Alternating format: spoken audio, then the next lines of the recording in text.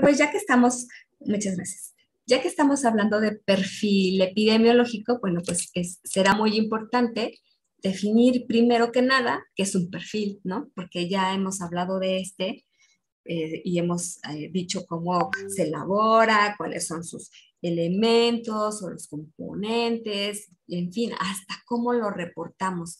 Pero, ¿qué es un perfil? A ver, ¿quién me dice qué es un perfil? Sin que lo googleen, ¿eh? No se vale. A ver, déjenme ver quién no ha hablado el día de hoy. Alguien que esté hasta abajo porque no quiere hablar. A ver, Junue.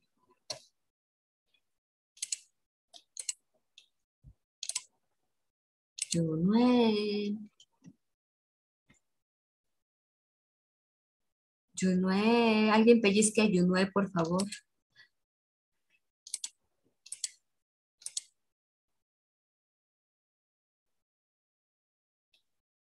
¿Alguien sabe qué sucede con Junue?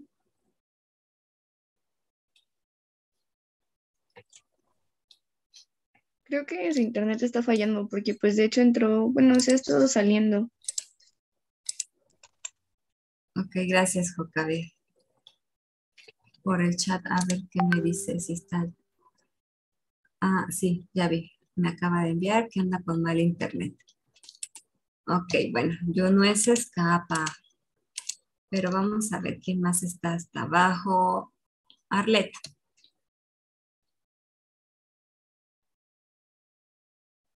Sí, yo digo que es como una, pues, característica o algo que va como, pues como que representa a lo que, bueno, al instrumento o algo así. Ah, ¿cuál instrumento? Estamos hablando solo de un perfil. ¿Qué es un perfil? Oh, no me refiero a este, ¿verdad? Me refiero a un perfil en general. ¿Qué es? Algo hablabas de características. Ajá.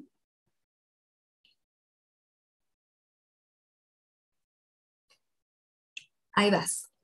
Ahí vas. Como algo en particular de las cosas o aspectos. Ajá, ok, sí. Entonces, digamos que un perfil es un conjunto de características o bien cualidades o bien rasgos que pueden ser específicos de algo o de alguien y que lo hacen único, ¿no? O que lo hacen diferente a el resto, ¿no? Entonces, podríamos decir que perfil, por ejemplo, de las enfermeras es el perfil de egreso, ¿no? ¿Qué características deben de tener las licenciadas en enfermería, ¿no? ¿Cómo debieran de ser sus habilidades, sus aptitudes y sus actitudes, por ejemplo, ante un paciente? Incluso ustedes van a tener un perfil de egreso, tuvieron un perfil de ingreso y van a tener un perfil de egreso. ¿Qué características, cualidades, rasgos deben de tener para poder llamarse o denominarse médicos? Así es el perfil. Entonces, para el perfil epidemiológico podríamos decir que se trata de esa expresión de la carga de enfermedad o del estado de salud que tiene una población en específico y que, bueno, pues tiene ciertas características dadas por el lugar, por el tiempo y por el grupo de personas a los cuales estamos hablando o de los cuales nos estamos refiriendo. Para ello, bueno, pues se requiere que se identifiquen estas características y pues las principales que tenemos que identificar en un perfil epidemiológico son morbilidad, mortalidad y los factores de riesgo. De esa manera nosotros podemos hacer el ajuste de las políticas y tomar las decisiones pertinentes para poder hacer la priorización de las enfermedades o los problemas de salud y las necesidades que esta población esté teniendo.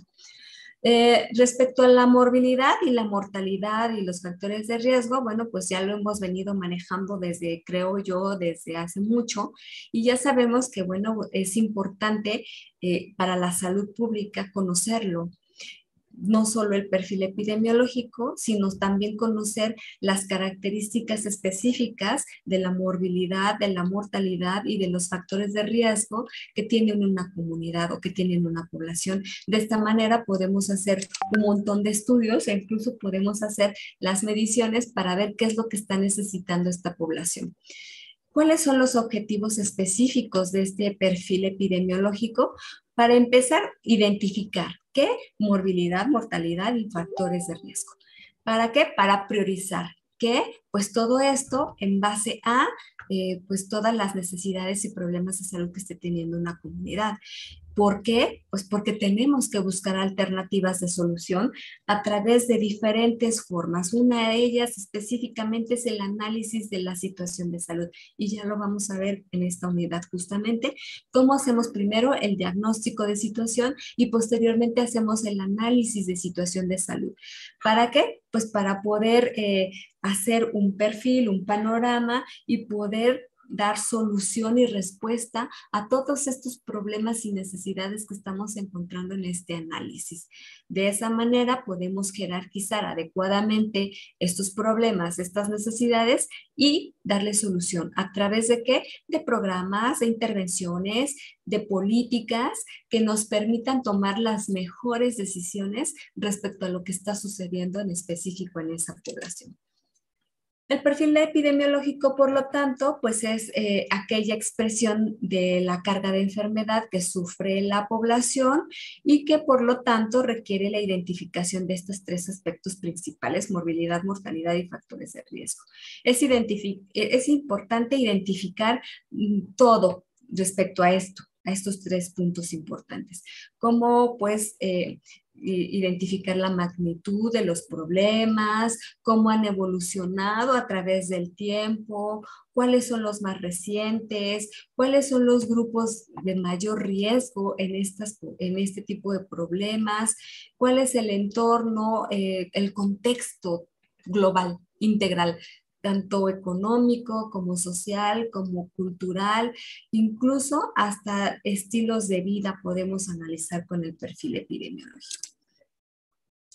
¿Qué iba a investigar entonces el perfil? Bueno, pues las determinantes, sobre todo de las enfermedades, estos determinantes que ya estudiamos, que se acuerdan que son 4 de acuerdo a la LONDE, bueno, pues y también sus consecuencias biológicas, psicológicas y sociales de estos determinantes. ¿Cuáles son las determinantes de los factores de riesgo? ¿Cómo podrían ser las formas de control para estos determinantes? Y bueno, ¿cuáles serían las modalidades en las respuestas de los servicios para poder atender estos eventos?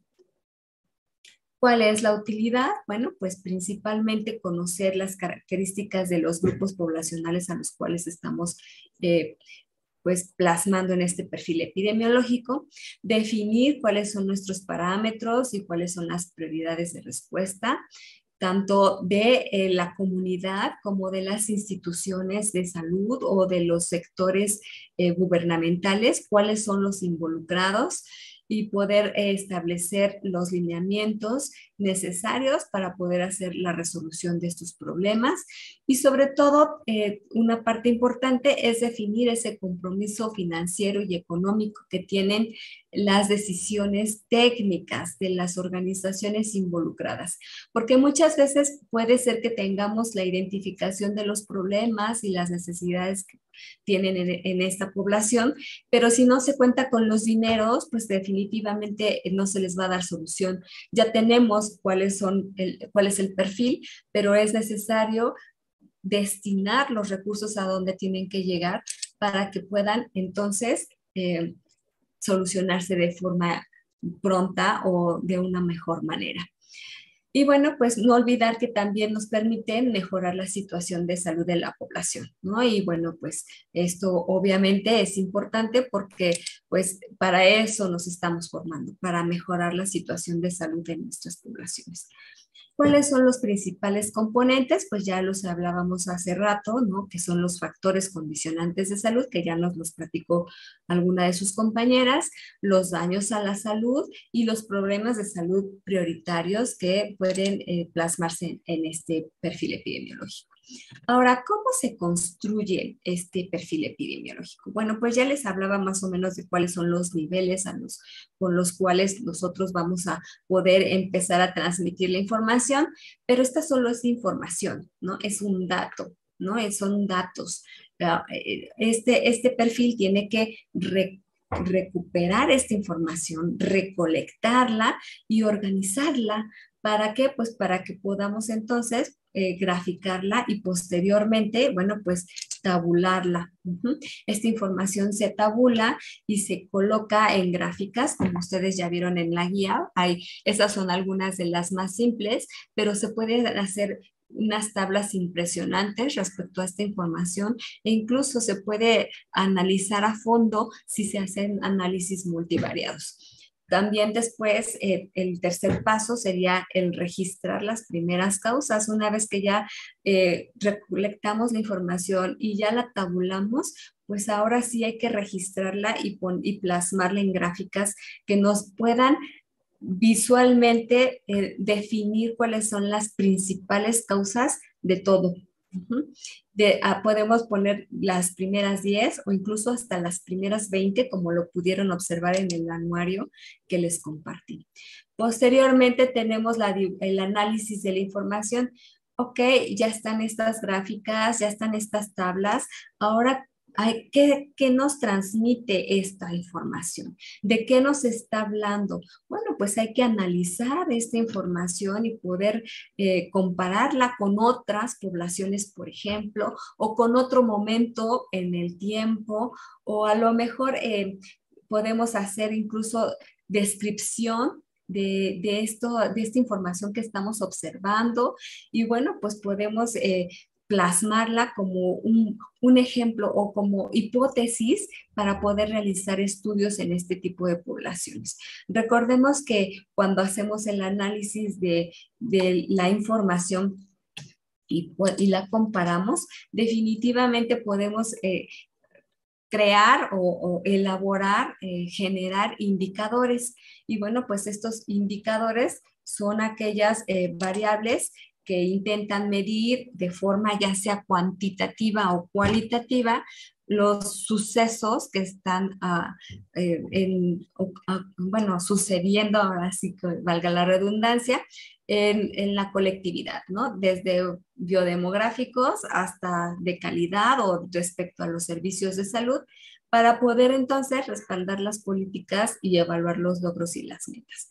Finalmente, tenemos la divulgación de los resultados y esta última parte es súper importante porque de qué nos sirve tener la recolección, la tabulación, el análisis si no estamos entonces plasmándolo o divulgándolo o compartiéndolo con quienes tienen mayor interés, que justamente somos nosotros, los médicos, ¿no? Entonces, si nosotros sabemos quiénes son los que se están enfermando más, cuáles son las principales causas, pues nos da cierta idea de qué es lo que vamos a tener mayoritariamente en nuestras consultas y de esa forma podernos preparar para ello.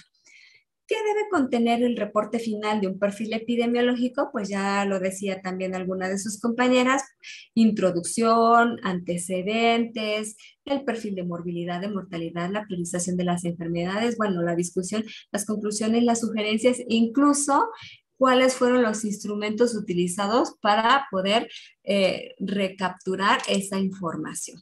Y bueno, pues ahora vamos a ver cuál es el perfil epidemiológico de México. Y bueno, pues ya sabemos que lo que principalmente vamos a observar es los rangos o la cantidad de morbilidad y mortalidad que podemos tener en el país. Y bueno, esto nos va a poder proporcionar información para identificar las necesidades sanitarias, las fallas en el sistema y bueno, pues las orientaciones de las políticas públicas. Ya decía el ejemplo de lo que se registró en el 2020, ¿no? Que pudo haber una falla en el sistema para recuperar o recopilar la información o incluso para poderla plasmar en el anuario. Pero bueno, esto no significa que sea una falla grave, simplemente que no se tenían quizás los elementos en su momento o con el afán de contener un poco la alarma, que no se alarmara a la población, pues incluso se tuvo que disminuir a lo mejor en cuanto a números. Bien, entonces la pirámide de población que está incluida en este reporte de perfil epidemiológico para nuestro país, pues nada más les agregué ahí la notita de qué es pirámide de población para que no se les olvide. Y recordemos que es la expresión gráfica que brinda información respecto a cómo está distribuida la población en cuanto a sexo y edad en un lugar y en un tiempo determinado.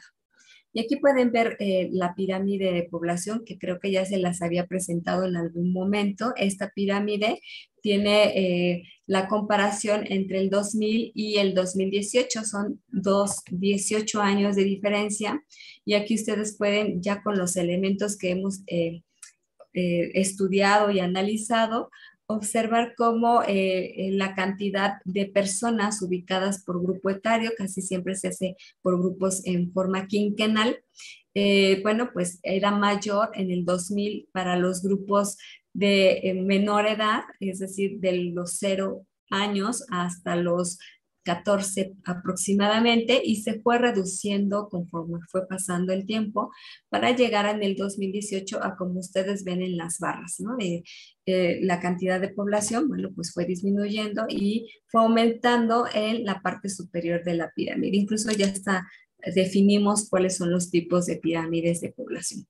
Y aquí pueden observar esta que es del 2018 comparada con una proyección para el 2030. Y ustedes pueden observar cómo siguen reduciéndose los grupos etarios de menor edad y siguen aumentando los grupos etarios de mayor edad o de adultos, se puede decir, ¿no? Y aquí vamos a ver cómo se interpretan estas dos pirámides y necesito que alguien me ayude a leer lo que dice en esta diapositiva. A ver, alzó la mano Edson, por favor, Edson. Sí, doctora. Interpretación de las dos pirámides poblacionales anteriores, gráficas 1.1 y 1.2. La comparación de las pirámides de población construidas para 2018 y 2030 revela que continuará el descenso paulatino en la fecundidad y la mortalidad, lo cual se traducirá en modificaciones de la estructura por edad y sexo de la población. El descenso de la fecundidad se reflejará en la contracción de los 6 primeros grupos de edad en la pirámide de 2030, más intensamente en los grupos con edades de 0 a 19 años. Igualmente, como consecuencia del descenso de la mortalidad, para 2030 habrá estabilidad en la participación de los grupos cuyas edades van de los 30 a los 44 años. Para grupos cuyas edades, paralelamente, todos los grupos quinquenales mayores de 45 años registrarán incrementos en su participación relativa, de lo que resultará paulatinamente en un aumento en el número de personas adultos mayores.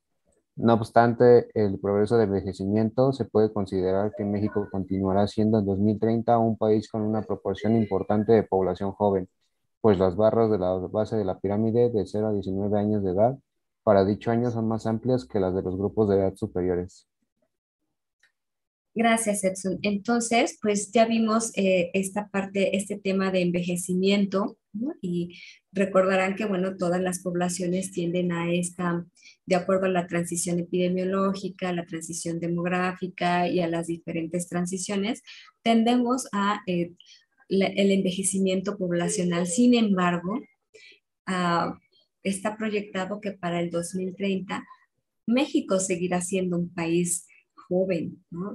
Seguirá teniendo mayor cantidad de población en los primeros grupos etarios, que son de los 0 a los 19 años, y aunque habrán aumentado los grupos etarios de los 44, de los 30 a los 44, incluso superiores, puede ser, la pirámide seguirá siendo joven, es decir, seguiremos teniendo población mayoritariamente joven. Bien.